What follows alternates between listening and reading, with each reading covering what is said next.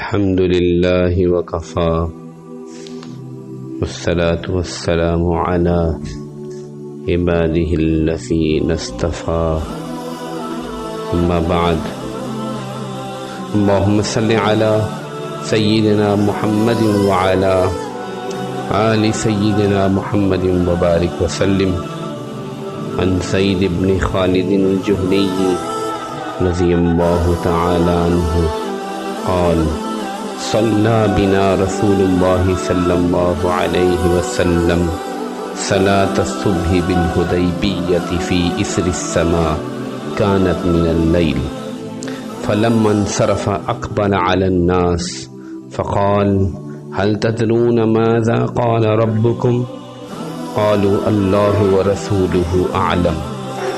قال الله أصبح من عبادي مؤمن بي وكافر بالكواكب فأما من قال مطرنا بفضل الله ورحمته فذلك مؤمن بي وكافر بالكواكب وأما من قال مطرنا بنوء كذا وكذا فذلك كافر بي مؤمن بالكواكب أو بالكوكب. رواہ مسلم. وہ اعمال جن پر کفر کا اطلاق کیا گیا ہے حقیقت میں اہل سنت والجماعت کا مذہب یہی ہے کہ ان اعمال کے کرنے والا بالکل کفر میں داخل نہیں ہو جاتا، کافر نہیں ہو جاتا. اور یہ عقیدہ، یہ بات قرآن حدیث کے باقی آیات سے ثابت ہے. جیسا کہ اللہ تعالیٰ نے فرمایا ان اللہ لا یغفر ان یشرک بہ ویغفر ما دون ذلک لمن یشاء، کہ اللہ تعالیٰ کفر کے علاوہ باقی ہر چیز کو معاف کر دیں گے لیکن شرک کو معاف نہیں کریں گے، شرک کے علاوہ ہر چیز کو معاف کر دیں گے. تو معلوم ہوا کہ کبیرہ گناہ کرنے والے کی بالآخر معافی ہو جائے گی. ہاں حدیث میں کیونکہ یہ معاملہ بہت شدید ہے، یہ گناہ بہت بڑا ہے، تو اس لیے اس پر کفر کا اطلاق کر دیا گیا، گویا کہ وہ کفر کی ایک شاخ ہے، کفر کا ایک شعبہ ہے اور کافروں جیسا عمل ہے. جیسا کہ پرسوں حدیث پڑھی تھی لا ترجعوا بعدی کفارا، میرے بعد کافر نہ ہو جانا کہ ایک دوسرے کی گردنیں مارنے لگو. اس کی یہ تعویل کی گئی ہے کہ کافر ایک دوسرے کی گردنیں مارتے ہیں، تم کافروں کی طرح نہ ہو جانا. بہرحال یہ حدیث بھی حدیث قدسی ہے. آپ علیہ الصلوۃ والسلام عمرہ کے لیے تشریف لے گئے. آپ نے خواب دیکھا کہ میں طواف کر رہا ہوں اور سر منڈا رہا ہوں. آپ نے صحابہ کو یہ خواب سنایا. وہ تو پہلے ہی بے چین تھے، مکہ کو جنہوں نے چھوڑا تھا، مکہ کے رہنے والے، بیت اللہ کی زیارت کیے ہوئے کئی برس گزر چکے تھے، سب تیار ہو گئے. چنانچہ آپ نے احرام باندھا اور آپ نے مدینہ سے سفر شروع کیا. 1400 اصحاب آپ کے ساتھ تھے اور آپ مدینہ سے باہر نکلے. اور یہ ابیار علی، بیر علی، اس کو ذوالحلیفہ کہتے تھے اس وقت، ابیار علی کہلاتا ہے. بہت بڑا انٹرچینج بنا ہے اور بہت بڑی مسجد ہے ماشاءاللہ. تو یہاں آپ نے جو ہے وہ غسل کیا، چادریں پہنی، رات یہیں قیام کیا. اب تو چند منٹ میں بندہ وہاں پہنچتا ہے، اس وقت چونکہ اونٹوں میں سفر ہوتا تھا، رات یہیں قیام کیا. اگلے دن صبح روانہ ہوئے اور پھر ایک گھاٹی آئی، اس سے آگے نکل کر تو وہاں آپ نے تلبیہ پڑھا اور نیت کی لبیک اللہم لبیک. اب جب قریب پہنچے تو قریش کو اطلاع ہو گئی. انہوں نے کہا ہم تو بالکل جانے نہیں دیں گے. لمبا واقعہ ہے. تو انہوں نے مخالفت شروع کی اور خالد بن ولید کو لشکر دے کے بھیج دیا. تو آپ نے حدیبیہ میں قیام فرما لیا. تو یہ اسی رات کی بات ہے. فرمایا صلی بنا رسول اللہ صلی اللہ علیہ وسلم بالحدیبیۃ فی اثر السماء کانت من اللیل. آپ نے فجر کی نماز پڑھائی، رات کو بارش ہوئی تھی. بالحدیبیہ یہ مکہ کے قریب ہے. آج کل اس کو شمیسی کہتے ہیں. یہی وہ پوائنٹ ہے جہاں سے وہ لکھا ہوا ہے کہ کافروں کو اندر انٹر ہونے کی اجازت نہیں.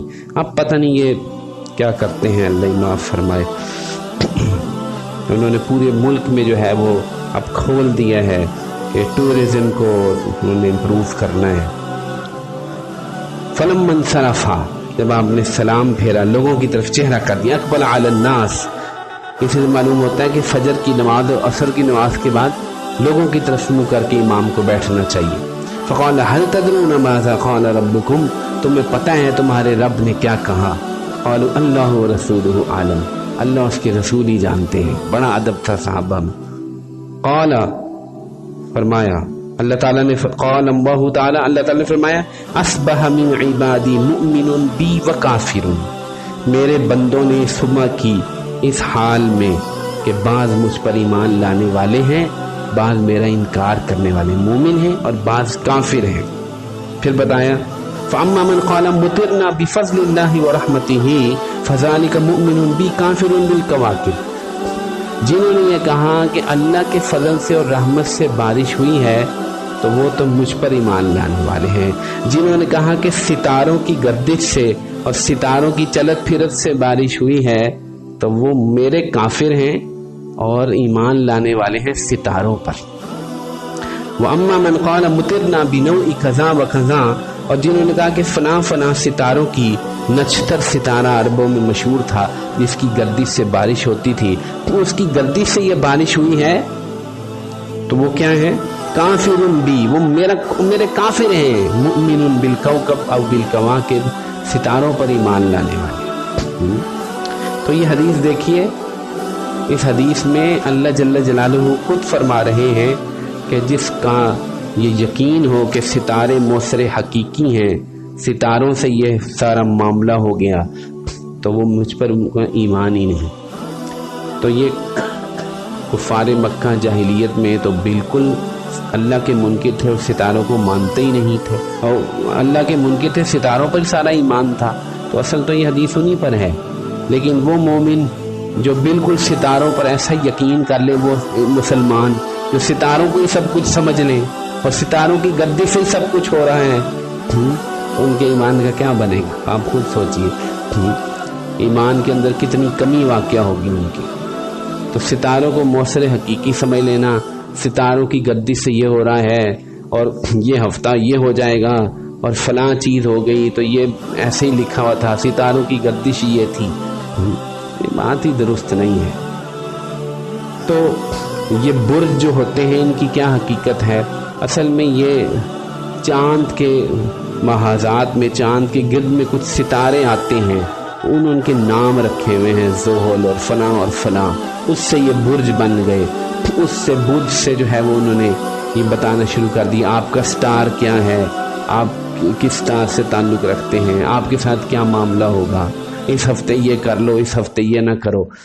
اسی کی پھر شاخیں ہیں، ہاتھوں کی لکیروں سے کیا پتہ چلتا ہے، اس پر لوگ یقین رکھتے ہیں. اور جو ہے وہ یہ دکھاتے رہتے ہیں انگلیاں کہ بڑے بڑے ماہر ہیں، وہ انگلیاں دیکھتے بتاتے ہیں. کچھ لوگ جو ہے وہ طوطوں سے فال نکلواتے رہتے ہیں وغیرہ وغیرہ. تو اللہ جل جلالہ پر یقین کا یقین کامل ہو اس کی ذات پر کہ وہی نفع نقصان دینے والی ہے، بس اس کے علاوہ نفع نقصان کسی کے ہاتھ میں نہیں. اور یہ سوچ لینا، آج کل یہ رواج عام ہے، فلاں نے کچھ کر دیا ہے، اس نے ہمارا رزق باندھ دیا ہے، اس نے ہمارے ساتھ یہ کر دیا ہے، میری بچی کا رشتہ باندھ دیا ہے. اللہ کے سوا کس کے پاس طاقت ہے وہ کسی کا رزق باندھ دے؟ کسی کے پاس یہ طاقت نہیں ہے. جو ہی ہمارا دل صحیح ایمان یقین پہ آ جائے گا، یہ سب اثر وثر بیکار ہوں گے، کچھ نہیں کر سکتے. یہ جنات ہمارا کچھ نہیں بگاڑ سکتے، نہ یہ عاملین یا یہ ٹوٹکے کرنے والے. بے فکر رہیے آپ، اور نہ کوئی کسی کی رشتے باندھ سکتے ہیں. ہم خود اللہ کی فرما برداری نہیں کرتے، اس لیے جو ہے وہ ہمارے ساتھ یہ معاملہ ہو جاتا ہے.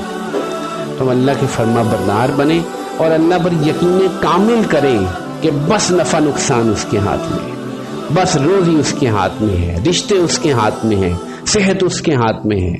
کوئی عامل، کوئی بابا، کوئی کچھ نہیں کر سکتا، کسی کے اختیار میں نہیں.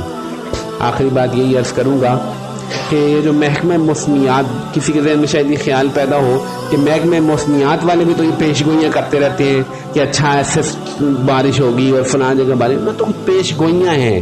اس کا اس حدیث سے کوئی تعلق نہیں ہے، وہ ان کے سائنسی حسابات ہیں، ٹھیک ہے کبھی صحیح بھی بیٹھتی کبھی نہیں بھی بیٹھتی، اس کا اس سے تعلق نہیں ہے، اس کا تعلق قلب سے ہے، یقین سے ہے۔ تو اللہ تعالیٰ نے فرمایا کہ جس نے یقین کیا نا مجھ پر، وہ مجھ پر ایمان لانے والا ہے۔ اللہ مجھے اور آپ کو یقین کامل نصیب فرمائے۔ وآخر دعوانا الحمدللہ رب العالمین۔